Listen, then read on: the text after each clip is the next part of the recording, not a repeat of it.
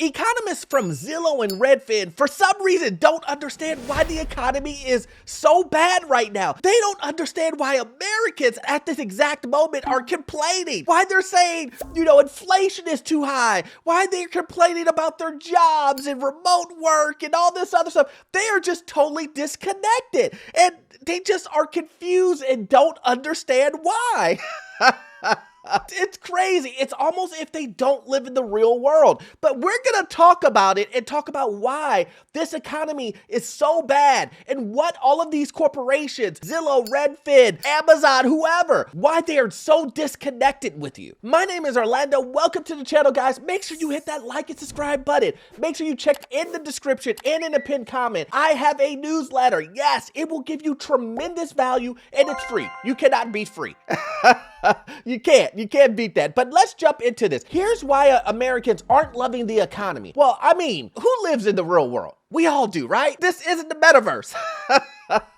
Is this real life? A lot of these guys are living in the metaverse. They think a loaf of bread is really $50.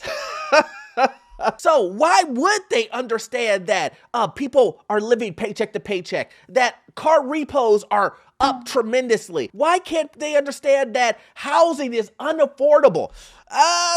We're going to jump into it and find out, and it won't be a surprise. Experts have been puzzling over seeming disconnect in America, but most measures of the economy are doing well, but it's not giving much people satisfaction or confidence. Could it, they wonder, have something to do with social media to share bad news first? Well, this is what I'm going to say. I believe what it is that most people like myself, you, are living in the real world. We understand how much something cost previously to what it costs right now. There is no way, guys, no way that if we look at the market that we see right now, especially in the housing market, can we look at it and say, yep, this is exactly how much it used to cost. The numbers have shot up so far and so high that it is truly unaffordable. Individuals on a monthly basis, which I don't even like using the monthly basis matrix. I don't like that. But let's be real, most people do. And with that being said, on a monthly basis, it's not affordable. Is that going to cost me? And so for you to come along and say, well, the numbers say X, Y, Z, but then when I look at these numbers and the way that my bank account is set up, it's not making sense. And that's the reason why a lot of these economists are working off of these numbers saying, Food cost is even, or it's gone down a little bit. but then when I go buy a bag of rice, it's double the price. When I go get a steak, it's 3 times what it cost last year. So how can you sit here and tell me that food costs are down when I actually go to the grocery store and things have doubled or tripled? So can you really blame social media for someone taking a picture and saying, This is what it cost to buy a steak in 2021, and it's 3 to 4 times more today. I mean, that's what it is. I mean, let's be real. So I understand that the economists are flustered because they see the overall number and what they cost to import it and export it and all this, quantum math that they're using. But real people in reality going to Kroger's, Walmart, and other retailers and grocery stores, we're seeing it hit our pockets. That's what a lot of these guys don't understand. There's actually no mystery if one thinks of people as workers instead of consumers. Even as unemployment remains extremely low, they have ample reason for discontent. In 2023 alone, about 500,000 workers went on strike, an 8-fold increase from just 2 years prior. So what does that mean? I mean, let's be real. If you know that a lot of your workers have went on to strike, UPS, the auto worker stuff. I mean, it just consistently over and over, all the trucking companies, everything, it's just continuously strikes over strikes over strikes. And what is everybody fighting about? Everybody's fighting for more pay. I need some money immediately. Everybody's fighting for more days off. Everybody's fighting because things are continuing to go up, even though a lot of these guys are telling you the regular day, everyday items are going down, but you can't see it. And I can promise you this, someone can tell you that everything is great. The sun is is shining outside. This is the best time to buy a home. This is the best time to be alive and all this other stuff. But if you are spending 50% more on the same things that you bought a year ago, and your paycheck and your bank account is going down and dwindling, it won't be a great day for anyone. That's just the way it is. You can bring out all the mathematical economists and say, look, this is where the chart is going. You can do all that.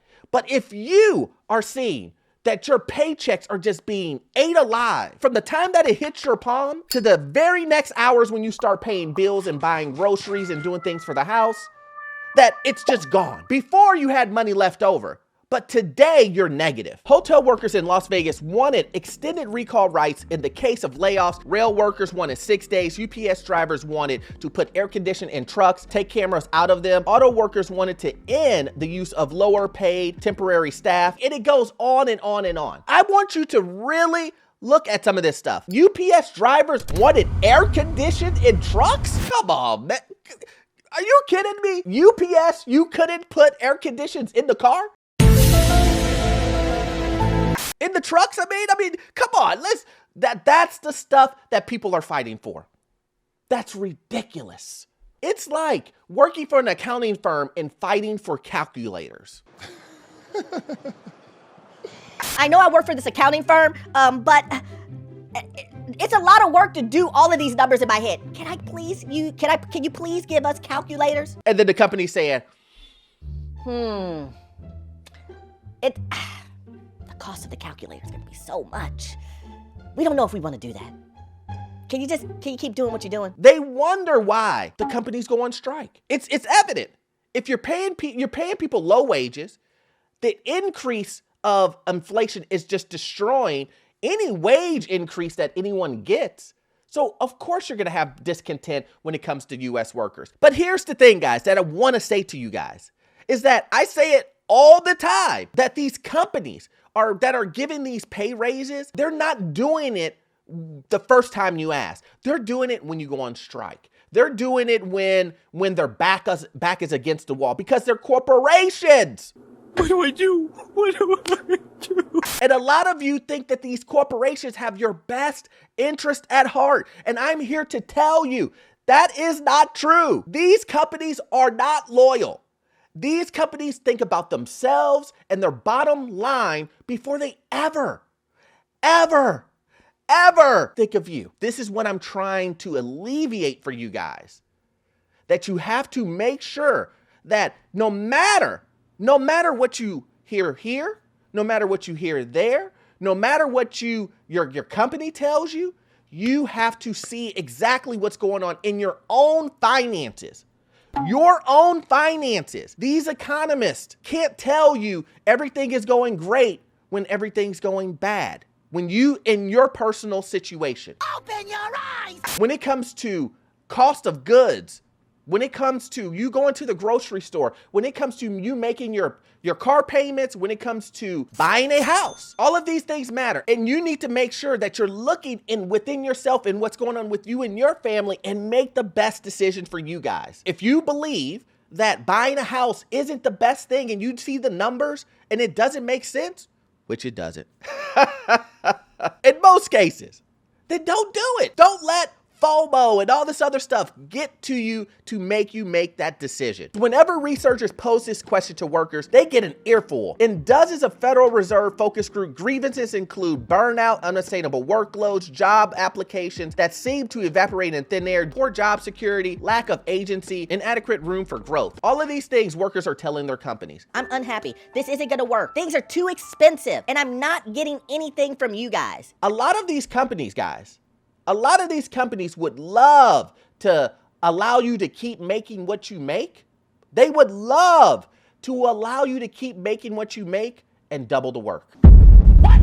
And matter of fact, some of them are doing a nice accounting trick where they're paying you more, but they fire everyone else. I mean, some of you are in that situation right now where you got a $3,000 pay increase and a pizza party. I mean, that's the truth. You know, as a group, some of you guys are going to Tesla and Google and all these other guys and saying, Hey, we're working more than we were, and we want pay increases. and they're like, Potluck Tuesday. That's what they're saying to you guys. I know some of you guys are gonna get mad and be like, Orlando, what are you talking about? My company would never do that. I'm just saying. So at the end of the day, it's very sad that a lot of these economists from Zillow, Redfin, and etc. don't connect with the regular everyday American when it comes to what's going on in the economy. They seem to have their heads buried in data, and more data instead of going to everyday situations like going to the grocery store, by actually going out into the field and seeing things are not as good as they look. They really aren't, guys. And what I want you to do with this information is obviously to do what's best for you and your family, but also strategize how you can make your situation better. Let it be getting another job, or understanding that your job security is stable or unstable, just so that you have a clear mind. I don't want you to get caught or sideswiped for something that you didn't see coming. And that is the whole point. Just prepare. The economy is gonna get worse before it gets better. Prices are coming down. It's still not a buyer's market per se yet, but it's getting closer and closer to that, guys. So as always, guys, I hope you got value out of this content, but you won't get all of your information from this one video. I need you to watch this video over here. Yes, this video right here. It will give you information on the housing market, financial news, get into your first rental property, and the information I will give to you will be gold. I will see you in the next one. Thanks.